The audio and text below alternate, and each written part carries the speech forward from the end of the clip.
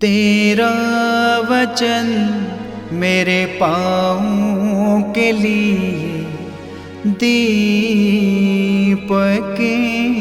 है और मेरे मार्ग का उजियाला है। तेरा वचन मेरे पाँवों के लिए दीपक है।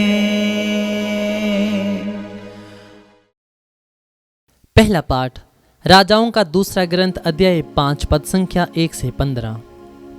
अराम के राजा के सेनाध्यक्ष नामक नामन को अपने स्वामी का सम्मान तथा कृपा दृष्टि प्राप्त थी, क्योंकि प्रभु ने नामन द्वारा अरामियों को विजय दिलाई थी।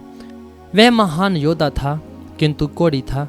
अरामी छापा मार किसी समय इस्राएल के देश से एक कन्या को उठाकर ले आए थे और वह नामन की पत्नी की दासी बन गई थी। उसने अपनी स्वामिनी से कहा, ओह, यदि मेरे स्वामी समारिया में रहने वाले नबी से मिल जाते तो वह उन्हें कोढ़ से मुक्त कर देते।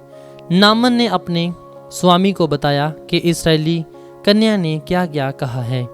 इस पर अराम के राजा बोले, तुम वहां जाओ, मैं तुम्हें इस्राएल के राजा के नाम एक पत्र दूंगा। नामन चल पड़ा और वह चांदी के 10 तोड़े, सोने की 6000 अशरफियाँ और 10 जोड़े कपड़े अपने साथ ले गया। उसने इस्राएल के राजा को वह पत्र दिया। उसमें यह लिखा था, मैं इस पत्र के साथ आपके सेवक नामन को आपके पास भेजता हूँ, जिससे आप उसे कोढ़ से मुक्त कर दें। इस्राएल का राजा पत्र पढ़ते ही अपने वस्त्र फाड़कर बोल उठा, मैं तो ईश्वर नहीं हूँ जो मार और जिला सकता हूँ, तो उसने किसी को कोढ़ से मुक्त करने के लिए क्यों मेरे पास भेजा है? वह निश्चय ही मुझसे लड़ने का बहाना ढूंढ रहा है। जब ईश्वर भक्त एलियस को यह पता चला कि इस्राएल के राजा ने अपने वस्त्र फाड़ डाले हैं, तो उसने राजा के पास ये कहला भेजा, आपने क्यों अपने वस्त्र फाड़ डाले हैं? वह मेरे पास आए तो वह जान जाएगा कि इस्राएल में एक नबी विद्यमान है। इसलिए नामन अपने भेड़ों और रथों के साथ आकर एलियस के घर के द्वार पर खड़ा हो गया।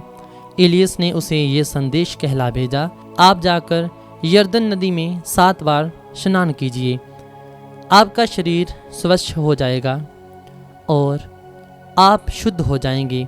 नामन क्रुद्ध हो उठा और ये कहते हुए चला गया, मैं समझ रहा था कि वह स्वयं बाहर आकर मुझसे मिलेंगे, अपने प्रभु ईश्वर का नाम लेकर प्रार्थना करेंगे और कोढ़ के स्थान पर हाथ फेरकर उसे दूर कर देंगे। क्या दमिश्क की अबाना और फरपर नामक नदियों का जल इस्राएल के सब जलस्यों से बढ़कर नहीं है? क्या मैं उनमें स्नान कर शुद्ध नहीं हो सकता था? इस पर वह मुड़कर क्रोध के आवेश में चला गया। उसके सेवक उसके पास आए और ये कहकर उसे समझाने लगे, पिता, यदि नबी ने आपको कोई कठिन कार्य करने को कहा होता तो आप उसे अवश्य करते। जब उन्होंने इतना ही कहा, स्नान कीजिए और आप शुद्ध हो जाएंगे, तो आपको ऐसा अवश्य करना चाहिए। इसलिए उसने जाकर यरदन नदी में 7 बार डुबकी लगाई, जैसा कि एलियस ने उसे कहा था, और उसका शरीर फिर छोटे बालक के शरीर जैसा स्वच्छ हो गया। वह अपने सब परिजनों के साथ एलियस के यहाँ लौटा। वह भीतर जाकर उसके सामने खड़ा हो गया और बोला, अब मैं जान गया हूँ कि इस्राएल को छोड़कर और कहीं पृथ्वी पर कोई देवता नहीं है।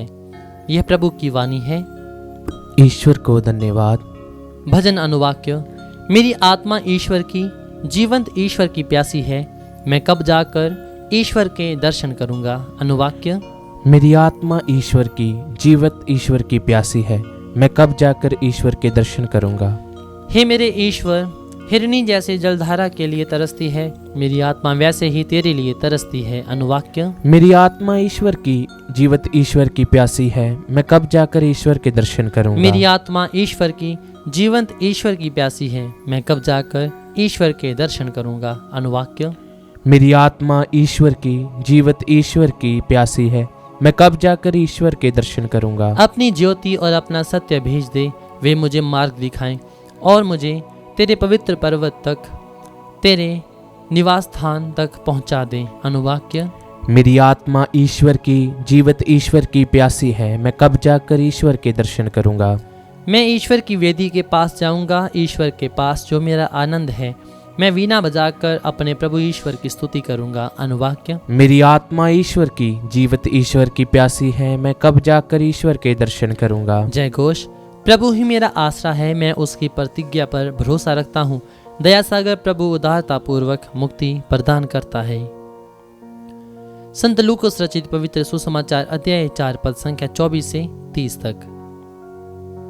यीशु ने नाजरत आकर सभागृह में लोगों से कहा, मैं तुमसे कह देता हूँ, अपनी मातृभूमि में नबी का स्वागत नहीं होता। मैं तुम्हें विश्वास दिलाता हूँ कि जब एलियस के दिनों में 3.5 वर्ष तक पानी नहीं बरसा और सारे देश में घोर अकाल पड़ा था, तो उस समय इस्राएल में बहुत सी विधवाएं थीं। फिर भी एलियस उनमें से किसी के पास नहीं भेजा गया। वह सिदोन के सरेप्ता की एक विधवा के पास ही भेजा गया था। और नबी एलिसियुस के दिनों में इस्राएल में बहुत से कोढ़ी थे, फिर भी उनमें से कोई नहीं, बल्कि सीरी नामन ही निरोग किया गया था। ये सुनकर सभागृह के सब लोग बहुत क्रुद्ध हो गए। वे उठ खड़े हुए और उन्होंने यीशु को नगर से बाहर निकाल दिया। जिस पहाड़ी पर उनका नगर बसा था, वे यीशु को उसकी चोटी तक ले गए ताकि उन्हें नीचे गिरा दें, परंतु वह उनके बीच से निकलकर चले गए। ये प्रभु का पवित्र सुसमाचार है। क्रिस्त की जय।